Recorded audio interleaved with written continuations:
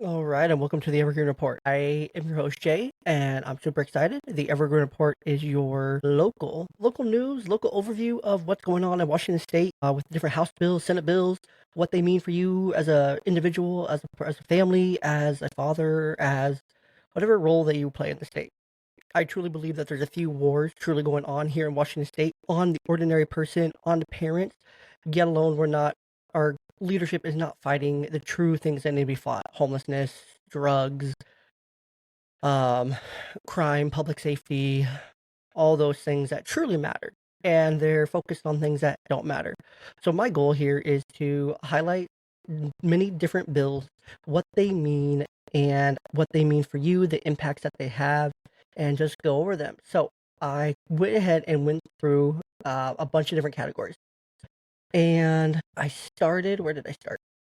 I started with our schools and with public education because I just feel like there's so much wrong with our public education here in Washington State that we just don't talk about because we don't know what the heck's going on. And the goal of this podcast, again, like I said, is to help you, the listener, the average ordinary person just like me, understand what the heck's going on. Now, do I understand everything's going on? Absolutely not. But there's a bunch of things being introduced in the current legislative session. Lots of education related stuff. Like the education page is absolutely huge. It's ginormous. There's so much going on in the Washington State Senate here, and I will actually pull it up and we'll actually screen share as we go here. So let me see, because there's a lot. There's a lot. So this is probably my favorite website. It's the ledge.wa.gov bills in meeting. You can find different bills, different initiatives, and kind of everything that's going on um, in the in the Senate and in the House and the Senate, and pretty much everything going on in Olympia. So it helped you as a consumer, as the average person, start to understand some of these things. So we're going to go here, we're going to share. Okay, so this is a website that we're going to be using a lot. So we're going to put in the different bills. So the first one that I really wanted to get into is House Bill 1296, promoting a safe and supportive public education system. So all you have to do on this website is House Bill, it would help if I remember the name, 1296. House Bill 1296, maybe I don't do this. There it is. House Bill 1296, supporting a safe and supportive public education system. A lot of time we don't understand what this means, and a lot of time we don't. These are all the sponsors. So these are all the current leaders that in the Senate or in the House that support this bill, that are in favor of it, that have some kind of affiliation with this bill. And then, of course, you go down here, you see where it's at in the process. So it's in the House right now. Something really cool that you can do on all these that I want to show you, and I'll put each of these links in the show notes, is you can go in, you can send a comment on this bill to your legislatures. You fill out all this information, you verify your district, you click who you want to send it to, you enter your contact, and you simply put support, oppose, and your comment there about what you think about this bill. And you should do this on every single bill. Once you do this, if you do it on Google and you have your pre-fills on, it literally takes 30 seconds and you can be a massive voice. So that's something I want to highlight here. But let's first highlight, let me copy that link. I don't lose it, because if I don't do it now, then I'm going to forget. But okay, House Bill 1296. It aims to enhance the safety and supportiveness of public schools for implementing measures to address bullying, harassment, and discrimination. Sounds pretty good. Proponents argue that this bill will create a more inclusive and protective environment for all students, potentially reducing incidents of bullying and improving students' well-being. Critics may express concerns about the implementation of such measures and the potential for infringing on free speech rights. So, of course, there's always two sides on every single bill, but that's okay. Overall, I personally would be in support of this bill. I don't see too much wrong with it. You can look at the original bill here. There's been no amendments to it. And of course, you can always pull up the original bill here. There's 15 pages, and you can see what it's really about.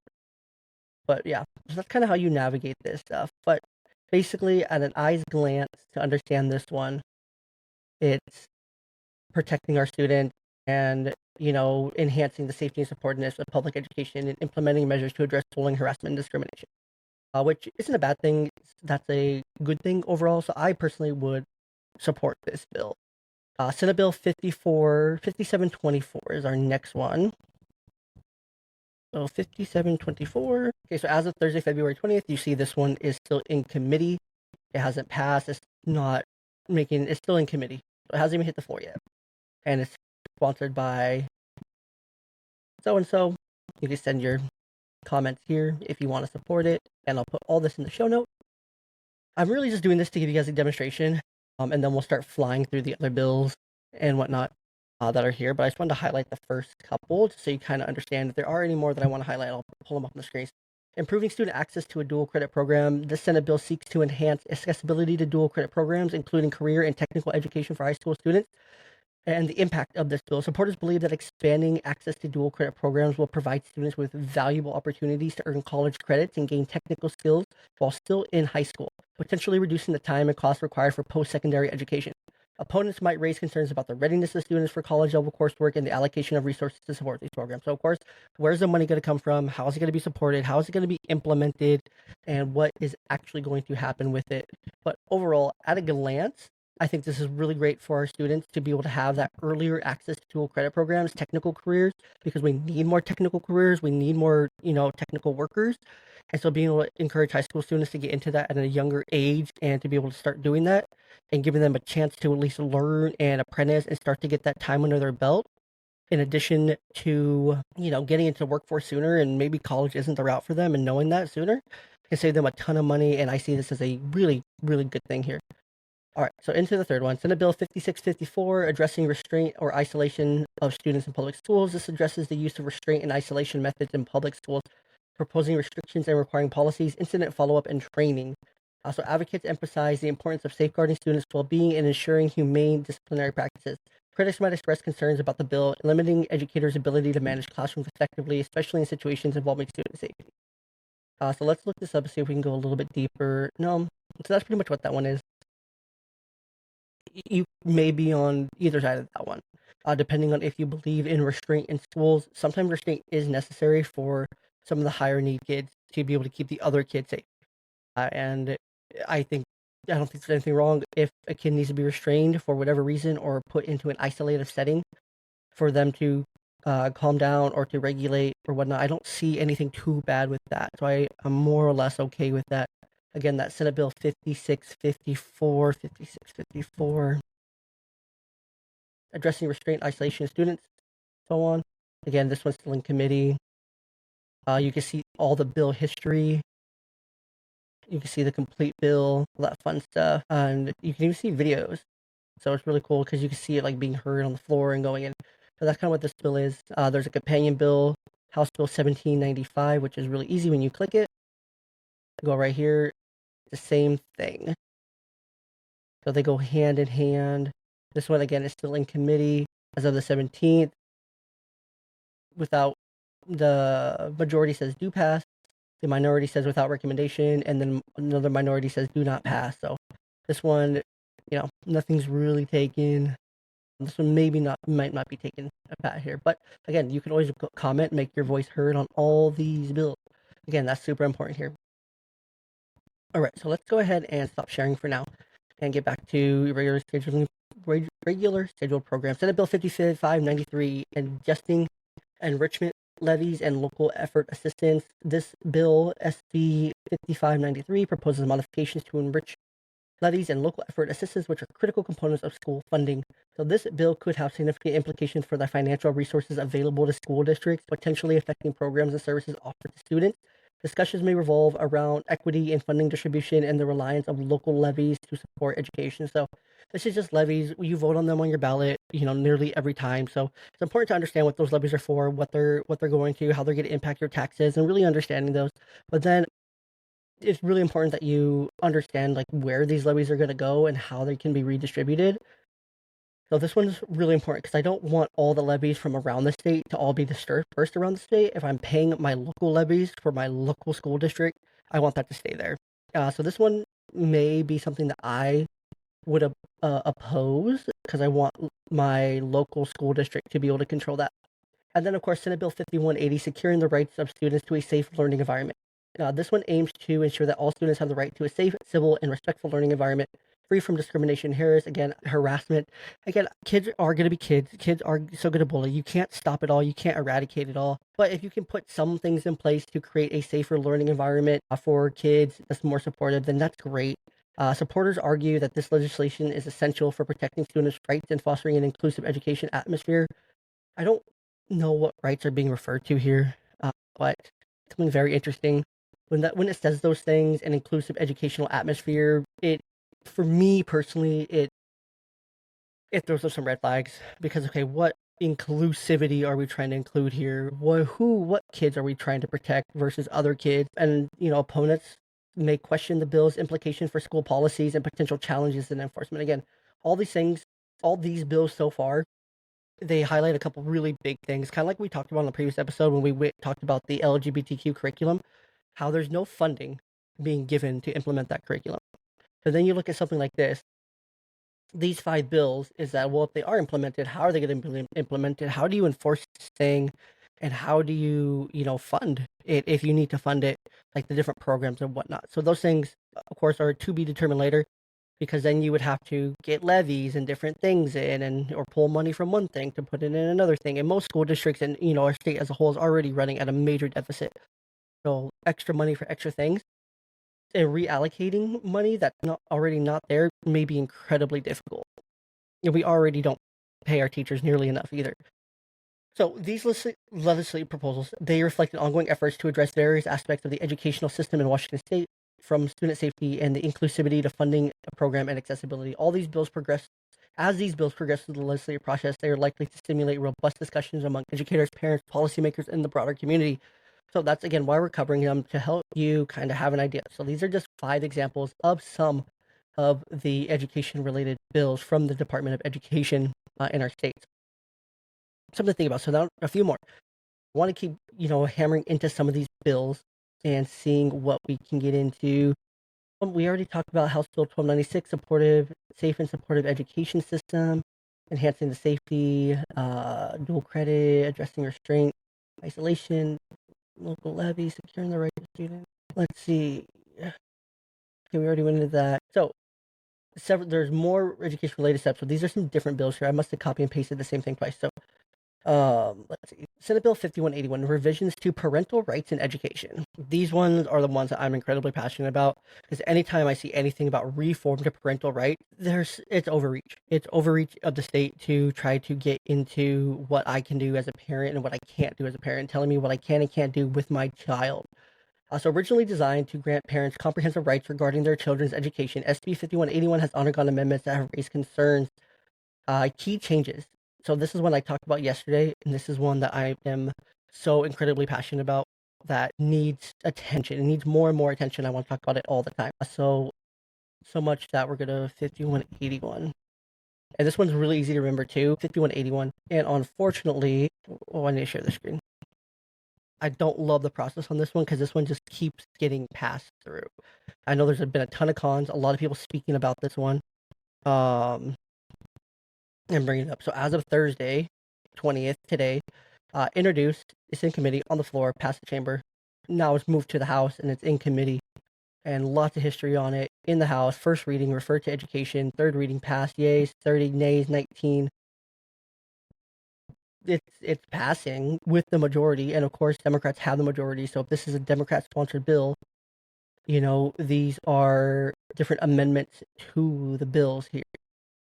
And you have available videos that you can go watch. But the key things to highlight in this bill here are the key changes. Access to records. The bill now aligns with the Federal Family Educational Rights and Privacy Act, the FERPA, allowing parents to inspect and review their child's education records within 45 days, extended from the previously proposed 10-day period.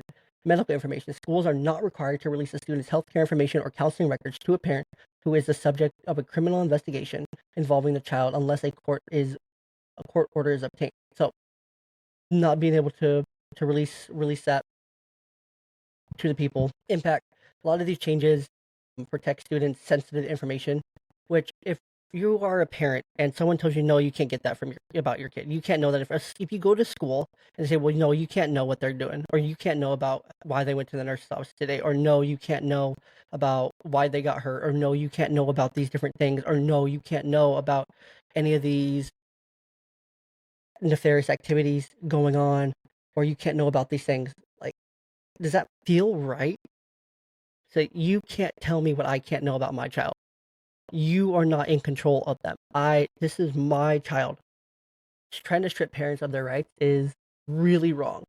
Um, and limiting parental involvement is not a good idea because we don't need the state involved where parents need to be involved. When you put the state into places where parents need to be, it eliminates parents being able to be present, and then it takes the kids away from the parents, which is exactly what the government wants, because they want to be able to train and have the next generation to themselves and be able to push whatever agendas and whatnot that they want to push on them. And it's really wrong. It's really icky. I don't love it.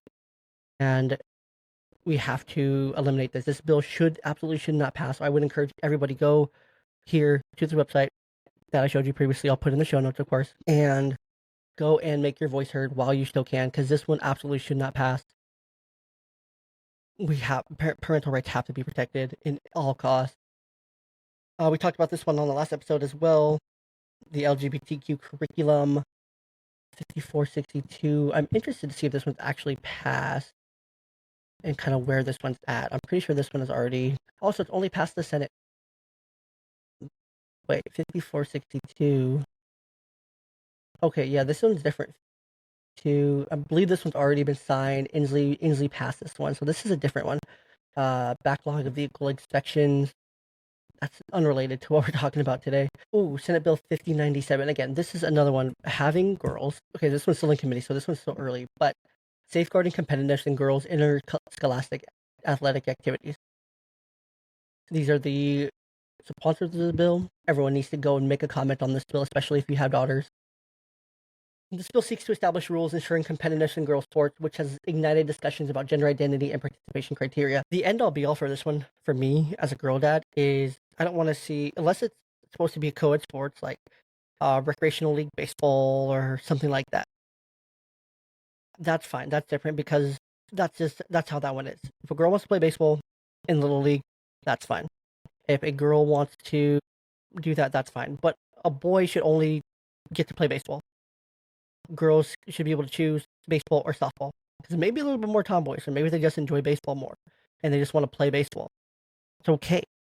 Nothing wrong with that, because they're still going to be at a disadvantage regardless. Not all the time, but majority of the time, right? But then if you put that little boy into softball, they're going to have an advantage because they're going to be stronger, they're going to be faster, they probably are going to be able to throw a little bit harder, and it's going to create an unfair advantage, and it's not fair, especially a biological boy. So we got to protect our girl spaces. We got to protect the competitive in girls' interscholastic sports and athletic activities, which means also protecting their locker rooms from a boy who thinks he's a girl going in and changing with the girls, and then realizing, oh, this is kind of great, kind of thing. Little teenage boys are perverts, and so I'm not saying that all of them are, but a lot of them are, and so really protecting our girls here. There's not really a debate on this one. The legislation addresses the balance between inclusivity and fair competition, which debates focusing on the participation of transgender athletes in girls' sports. So again, the argument on this one is very, very, very simple to me. Biological boys play boy sports with boys. Even if they're trans, you have to play with the boys.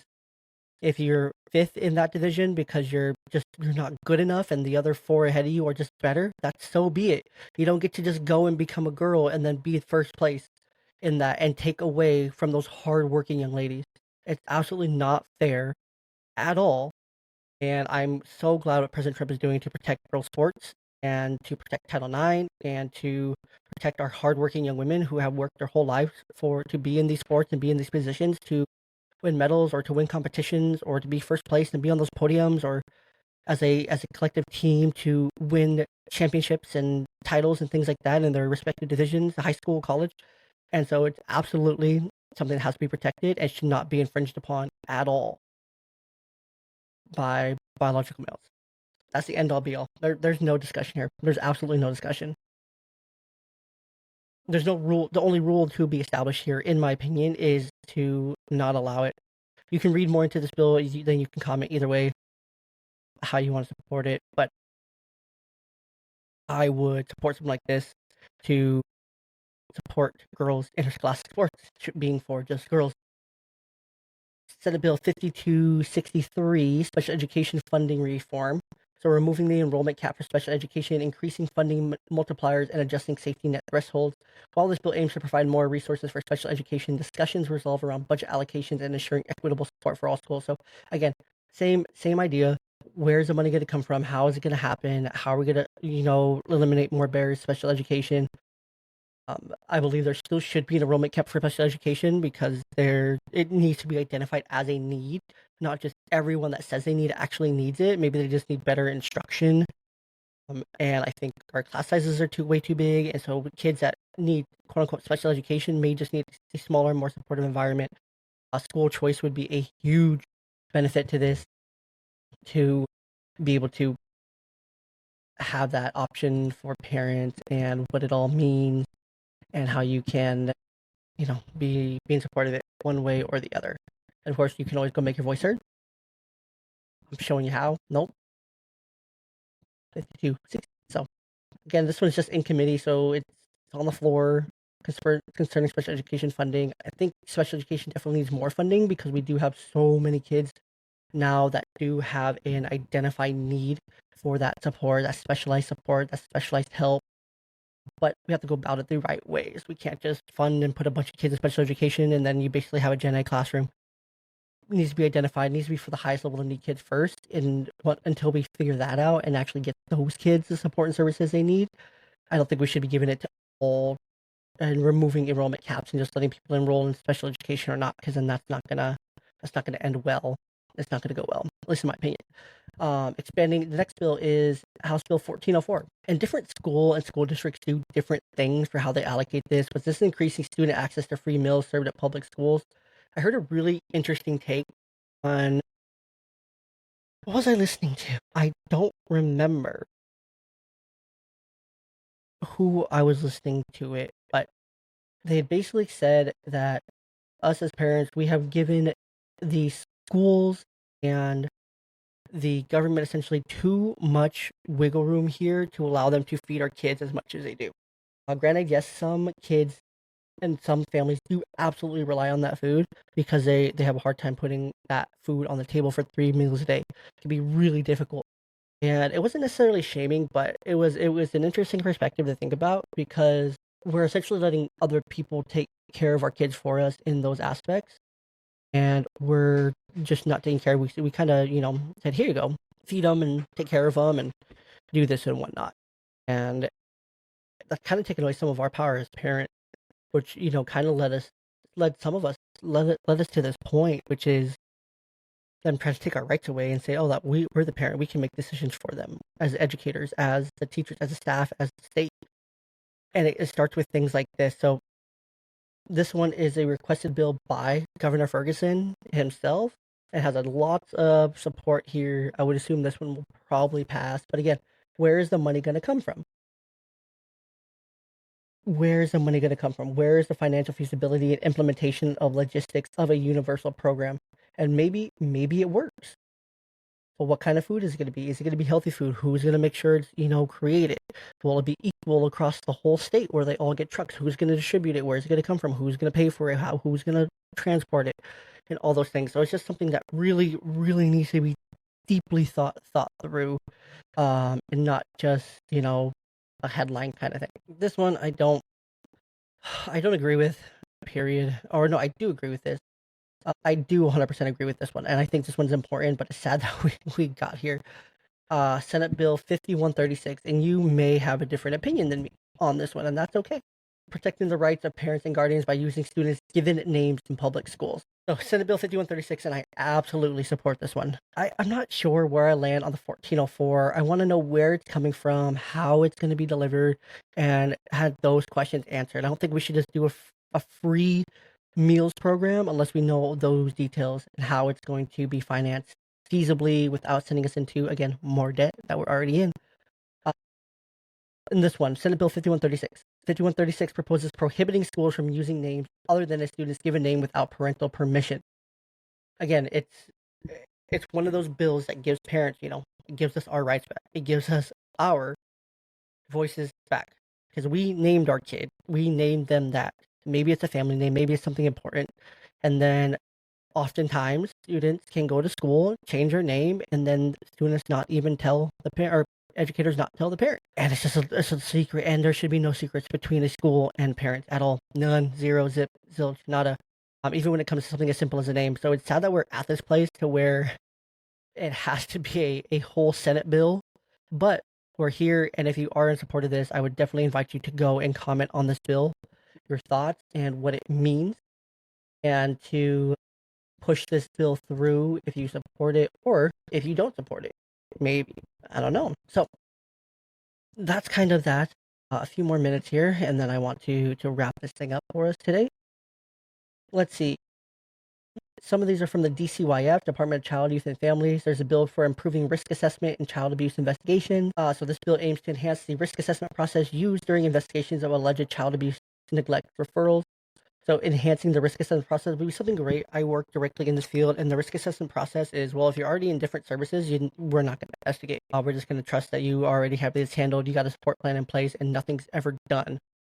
And so I definitely think a better risk assessment process would be incredibly beneficial. So as of February 11th, it's been referred to the House Rules Committee for further review, which, I wish it wasn't. I wish something like this would pass. But again, they don't want to actually protect our children. When something like this can't even pass and it's just stuck in the legislative process, it's really, really frustrating because this is something that would actually help a lot of at-risk kids and just, help them so, so much. And it would be just so beneficial to enhance the risk assessment process used during investigation by alleged child abuse and neglect. It would be so nice to see something like this, especially as a provider and having to call CPS multiple times in my career. It would just be so nice. It would just be so good if they actually, had a more comprehensive and enhanced system.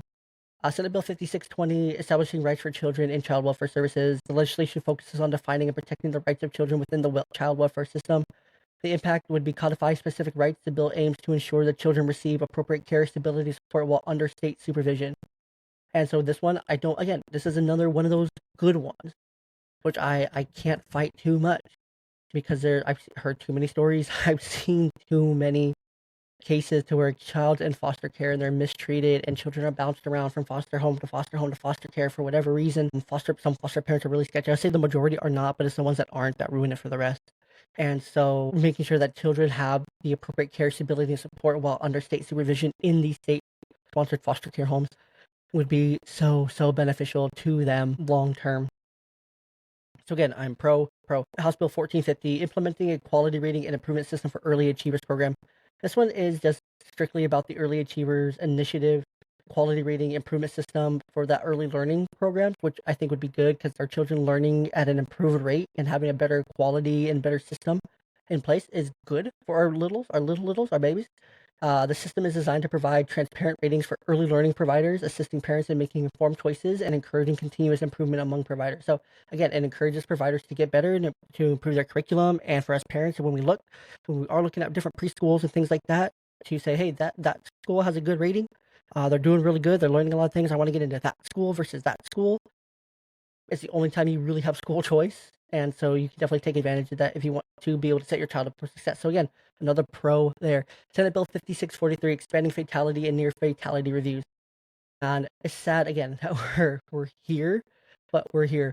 The bill seeks to broaden the scope of reviews conducted following child fatalities or near fatalities, including granting the ombuds access to pertinent information. Enhanced review aims to identify systemic issues and prevent future tragedies by implementing informed policy reviews.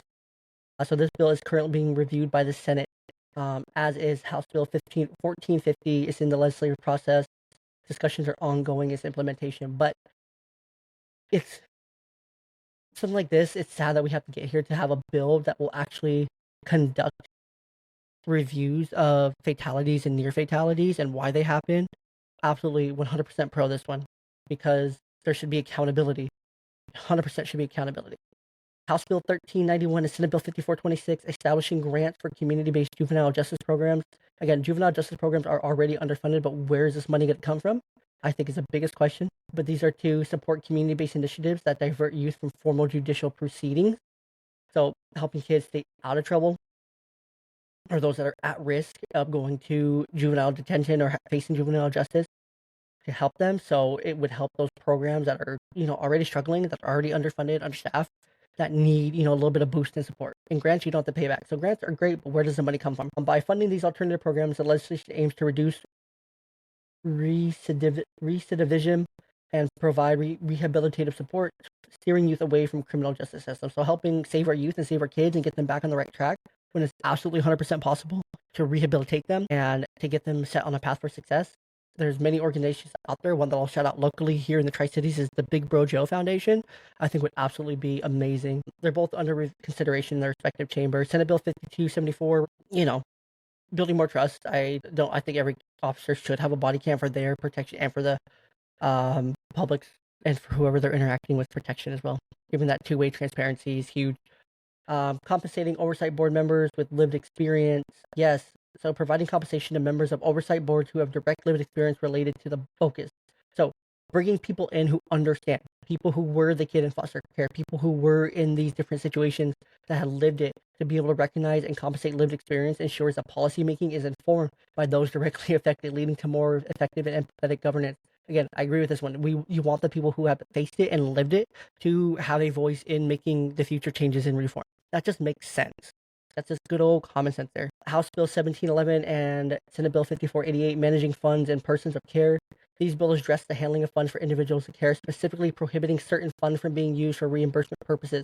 The legislation aims to protect the financial interests of individuals in care, ensuring their funds are used appropriately and ethically.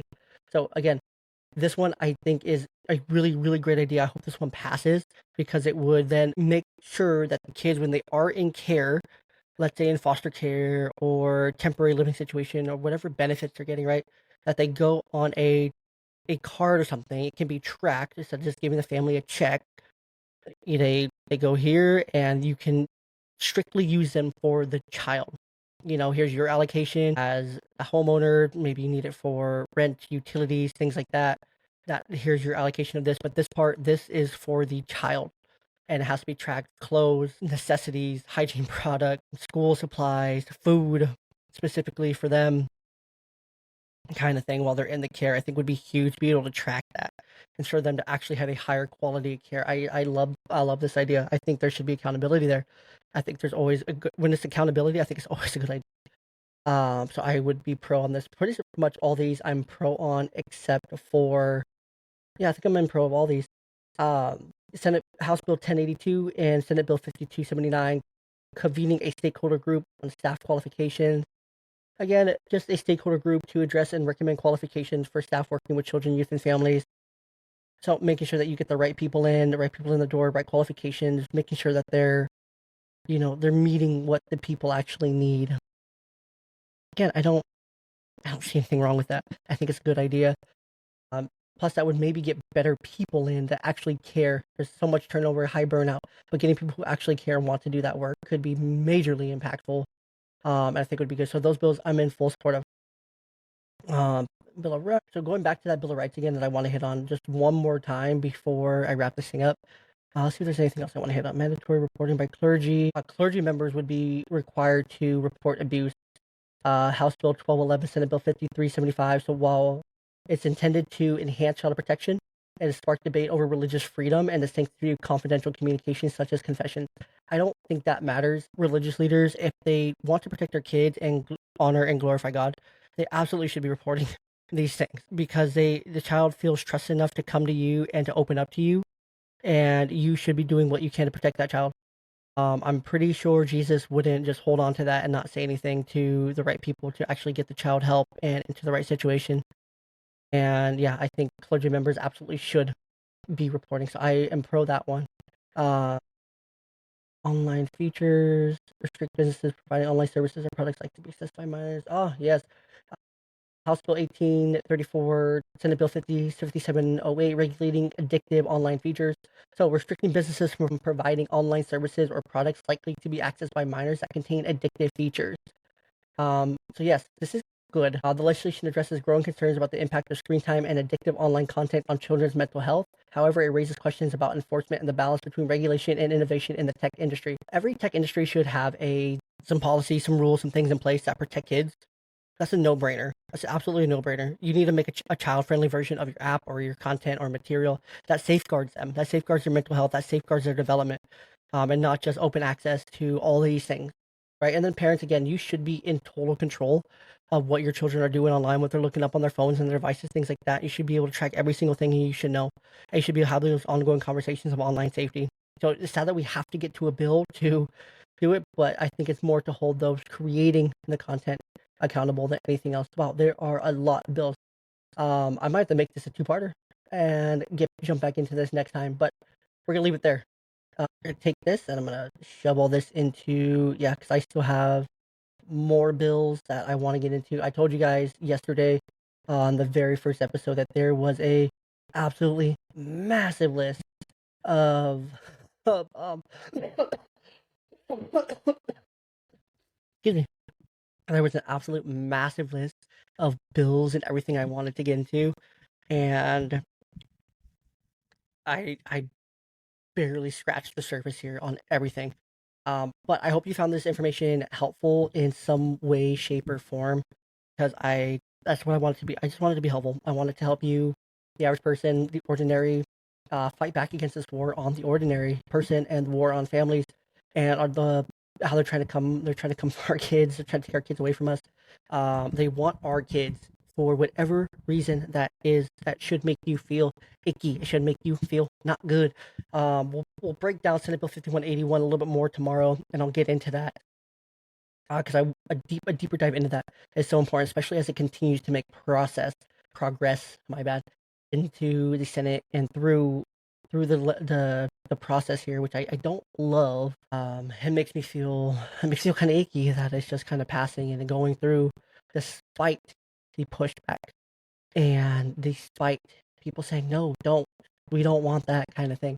And so I hope you found this helpful. Again, the best place to go is to the leg.wa.gov website, leg.wa.gov, and type in these bills I showed you, mentioned on the podcast, and go and take the 30 seconds per bill. I've been talking here for 40 minutes. You could have gone and made comments on every single one of these bills in that 40 minutes easily and still have about 30 minutes to spare. And so please go and make your voices heard. I encourage you to go make your voices heard. Go look up more bills. Go do more research. I would heavily suggest, if you want a quick overview, you don't want to read the bills because they don't make sense, the jargon, things like that, download the PDF, go to ChatGPT and plug the bill in and ask it the questions you want to ask it and to understand it. Or whatever AI that you prefer. Windows AI, could be Grok, whatever you prefer to use. But go in there and learn and ask the questions about these bills and learn, and so that you can make informed decisions. And then again, once you understand them a little bit more, start to talk to those around you. If you're part of a dad's group or a mom's group or something, say, hey, have you heard about this bill? Yeah, I listened to this new podcast called the Evergreen Report with this amazing host Jey, and he brought up this bill, and man, we should be talking more about this because this could have a major impact on our kids. This could have a major impact on our families, our communities, things like that. So here's how you go and access it. Go vote to oppose this, or go vote to support this, because this could be huge. I think we could actually get this passed, get our voices heard. The more people voting, the more people getting their voices heard, the better. Again, this has been the Evergreen Report. I'm your host, Jey, and until next time.